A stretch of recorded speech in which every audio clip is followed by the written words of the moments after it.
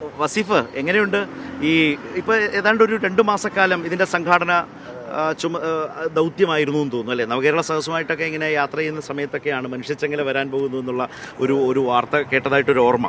അപ്പോൾ ഇതിന് ഡിവൈഎഫ്ഐയുടെ ഒരു കണക്കൂട്ടൽ എത്ര ആണ്? അന്ന് പറഞ്ഞ പോലെ 87-ലൊക്കെ ചങ്ങല കണ്ണികൾ മുറിയുന്നുണ്ടോ എന്നറിയുന്ന ഒരാകാംക്ഷ രൂപപ്പെടുത്തിയിരുന്നു. ഇന്ന് ഏതായാലും അങ്ങനത്തെ ആലോചനകളൊന്നുമില്ല. കാരണം ഇത് വലിയ തോതിൽ ഏറ്റവും അധികം ജനങ്ങൾ ചർച്ച ചെയ്യുന്ന വിഷയങ്ങളാണ് നിങ്ങൾ ജനങ്ങൾക്ക് മുമ്പിൽ ഇങ്ങനൊരു ജനകീയ സമരത്തിലേക്ക് പോകുന്നത്. സംഘാടനം ഡിവൈഎഫ്ഐ പ്രതീക്ഷിക്കുന്നത് എന്താണ്? അതിനപ്പുറം ജനങ്ങളുടെ ഒരു പങ്കാളിത്തത്തെക്കുറിച്ചുള്ള നിങ്ങളുടെ പ്രതീക്ഷ എങ്ങനെയാണ്? അന്ന് ചങ്ങലക്ക് ബഹുജന ചങ്ങലയായിട്ട് എല്ലാവരെയും അണിനിരത്തുന്ന ഒരു ചങ്ങലയായിട്ടാണ് ആദ്യമേ പ്രഖ്യാപിച്ചത്.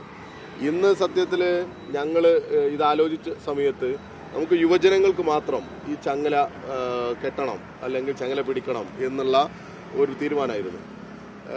ഞങ്ങൾ അങ്ങനെയാണ് പ്രഖ്യാപിച്ചതും, യുവജനങ്ങളുടെ ചങ്ങല എന്നുള്ള നിലക്കാണ്. ഞങ്ങൾ ഏകദേശം ഒരു 20 ലക്ഷത്തോളം യുവജനങ്ങൾ തന്നെ ഈ ചങ്ങലയുടെ ഭാഗമായി ഉണ്ടാകും എന്നാണ് നമ്മൾ കരുതിയത്.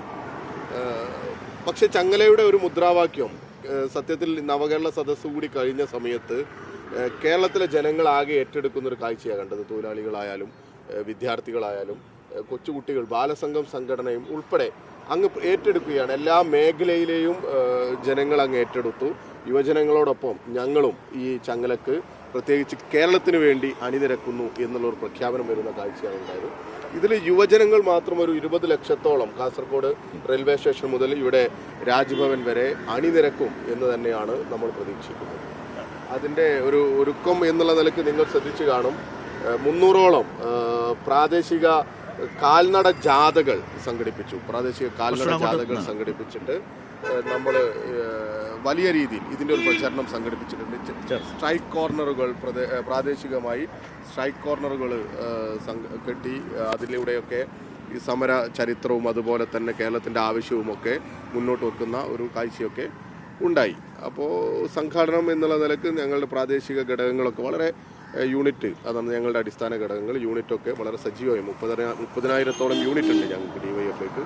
ആ യൂണിറ്റുകളൊക്കെ എണ്ണയിട്ട യന്ത്രം പോലെ പ്രവർത്തിച്ചു ഈ ഒരു സംഘാടനത്തിന്, ചങ്ങലയുടെ വിജയത്തിന് വേണ്ടിയതാണ്. ഇപ്പോൾ ഈ കാലത്ത് രണ്ടുപേരോടും ഈ കാലത്ത് പിന്നെ മാധ്യമങ്ങളുടെ ശ്രദ്ധ എത്രമാത്രം 87 ഒരു ശ്രദ്ധയെക്കുറിച്ച് പ്രത്യേകം സനോജ് സൂചിപ്പിച്ചു. പക്ഷേ മാധ്യമങ്ങൾ എങ്ങനെ പരിഗണിച്ചാലും ഇല്ലെങ്കിലും പുതിയ കാലത്തെ സമൂഹ മാധ്യമ ശക്തി ഈ പ്രചാരണ രംഗത്തേക്ക് എത്രമാത്രം ഇപ്പോൾ ഇൻസ്റ്റയായാലും ഒക്കെ തന്നെ ചെറുപ്പക്കാരുടെ ഏറ്റവും വലിയൊരു പ്ലാറ്റ്ഫോം എന്ന നിലയിലേക്കൊക്കെ അതിലേക്കൊക്കെ ഈ പ്രചരണം വളരെ സജീവമായി കാണാനിടയായി. അപ്പോൾ ചെറുപ്പക്കാരിലേക്ക് വലിയ തോതിലേക്ക് ഈ മുദ്രാവാക്യം, ഈ ക്യാമ്പയിൻ എത്തിയോ?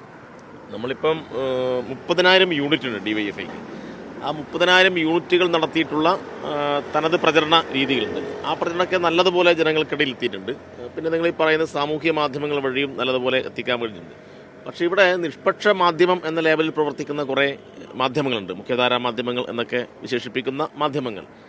ആ മാധ്യമങ്ങൾ ഞങ്ങളുടെ സമരത്തെ പൂർണ്ണമായും അവഗണിക്കുകയാണ് ചെയ്തത്. അപ്പം ഞങ്ങൾ പത്രസമ്മേളനം ഉൾപ്പെടെ നടത്തി ഞങ്ങളുടെ മുദ്രാവാക്യമൊക്കെ വിവിധ ഘട്ടങ്ങളിൽ വിശദീകരിച്ചപ്പോഴും അതൊക്കെ ഒരു ചെറിയ വാർത്തയായി കൊടുക്കുന്ന പല മാധ്യമങ്ങളും അവഗണിച്ചു. ചില ഒറ്റപ്പെട്ട മാധ്യമങ്ങൾ ചെറിയ വാർത്തയായി കൊടുത്തു എന്നല്ലാതെ ഇതിനൊരു വലിയ രാഷ്ട്രീയ പ്രാധാന്യമുണ്ട്, ഇത് കേരളത്തിൻ്റെ ആകെ പ്രതിഷേധമാണ് എന്ന അർത്ഥത്തിൽ നിന്നും അവർ ഇതിന് ഒരു താരതമ്യം നിർഭനും കൂടി ഒന്ന് ചേരട്ടെ. അതായത് നിർഭൻ, കഴിഞ്ഞ ദിവസം രാഹുൽ മാങ്കൂട്ടം രാവിലെ അക്രമ സമരങ്ങളിൽ പ്രതിയായി അറസ്റ്റ് ചെയ്ത് കോടതി ജാമ്യം നിഷേധിച്ച് ജയിലിൽ പോയി, പിന്നീട് ജാമ്യം നേടി പുറത്തു വന്ന ദിവസം ഉച്ചയ്ക്ക് ഇവർ മനുഷ്യച്ചങ്ങല പോലൊരു വലിയ പരിപാടിയുമായി ബന്ധപ്പെട്ട് വാർത്താ സമ്മേളനം നടത്തും. അപ്പോൾ ഞാൻ നമ്മുടെ മാധ്യമങ്ങൾ, ദൃശ്യമാധ്യമങ്ങളൊക്കെ ഒന്ന് കണ്ണോടിച്ചപ്പോൾ സാധാരണ എത്ര ചെറിയ കാര്യത്തിൽ പോലും ലൈവ് കവറേജിലേക്ക് പോകുന്ന കേരളത്തിലെ ദൃശ്യമാധ്യമങ്ങളിൽ ഒന്നിൽ പോലും കൈരളി ഒഴികെ, അങ്ങനെ തന്നെയാണല്ലോ കൈരളി, നമ്മളത് കൊടുക്കുന്നുണ്ടായിരുന്നു, ഒരെണ്ണത്തിൽ പോലും ലൈവ് ഉണ്ടായിരുന്നില്ല. വളരെ ഗഹനമായി രണ്ടാളുകളും ഇരുന്ന് കേരളത്തിൻ്റെ പ്രശ്നങ്ങൾ എന്തുകൊണ്ട് ഞങ്ങൾ സമരം ചെയ്യുന്നു എന്ന് പറയുമ്പോൾ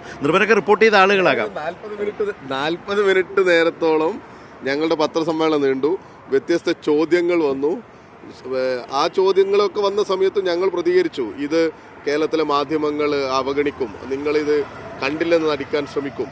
കാരണം ഇപ്പോൾ കേരളത്തിലെ മാധ്യമങ്ങൾ സത്യം പറഞ്ഞാൽ ഒരു മറുനാടൻ സ്റ്റൈലാണ് സ്വീകരിക്കുന്നത്. ഇങ്ങനെയുള്ള പൈങ്കിളി വാർത്തകൾ, ഗോസിപ്പുകൾ, ആക്ഷേപങ്ങൾ, പിന്നെ ഇത് വ്യക്തിപരമായിട്ടുള്ള വാർത്തകൾ ഒക്കെയാണ്. അല്ല, ഗൗരവമുള്ള കേരളത്തെ ബാധിക്കുന്ന വിഷയങ്ങളൊന്നും ചർച്ച ചെയ്യാനും അതിൻ്റെ ആഴങ്ങളിലേക്കോ പരപ്പിലേക്കോ ഒന്ന് ഇറങ്ങിച്ചെല്ലാനോ ഒന്നും ഇവർക്ക് താല്പര്യമില്ല.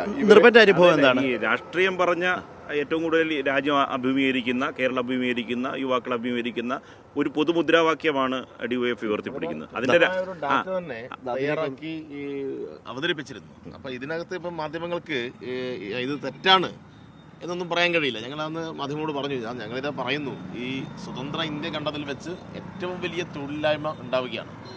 നമ്മുടെ ഈ കേരളത്തിൽ തന്നെ, ഇവിടെ നമ്മൾ തിരുവനന്തപുരത്ത് തന്നെ പരിശോധിച്ചാൽ, തിരുവനന്തപുരം അന്താരാഷ്ട്ര വിമാനത്താവളത്തിൽ ഈ വിമാനത്താവളം അദാനി കൊടുത്തു. അപ്പം അതിൻ്റെ ഭാഗമായിട്ട് ഇനിയിപ്പോൾ അവിടെ ഉണ്ടാകുന്ന ഒഴിവിലേക്ക് ഒരു പൊതുപരീക്ഷയില്ല. ഇനി അവിടെ ഒരു മെറിറ്റും സാമൂഹ്യ നീതിയും അനുസരിച്ച് നിയമനം ഉണ്ടാവില്ല. ഇത് ഒരു വിമാനത്താവളത്തിൻ്റെ മാത്രം കാര്യമില്ല. രാജ്യത്ത് 6 അന്താരാഷ്ട്ര വിമാനത്താവളങ്ങൾ ഇങ്ങനെ പോയി. അപ്പോൾ അവിടെ കിട്ടുന്ന തൊഴിൽ പോയി. രാജ്യത്തെ BSNL, ഇപ്പോൾ BSNL എന്ന് പറയുന്ന സ്ഥാപനം ഇപ്പോൾ എന്താ അവസ്ഥ? 3Gയും 4Gയും 5G ഒന്നും കൊടുക്കാതെ സാങ്കേതികമായി ഉണ്ടാകുന്ന ഈ വികാസങ്ങൾ പൊതുമേഖലാ സ്ഥാപനത്തിന് കൊടുക്കുന്നില്ല. പണ്ട് ടെലികമ്മ്യൂണിക്കേഷൻ വിപ്ലവം മൊബൈലിലേക്ക് വന്നപ്പോൾ അതിന്റെ മുമ്പിൽ നിന്ന കേന്ദ്ര പൊതുമേഖലാ സ്ഥാപനമായി. ക്യൂ നിന്ന് വാങ്ങിയതാണ് നമ്മള്.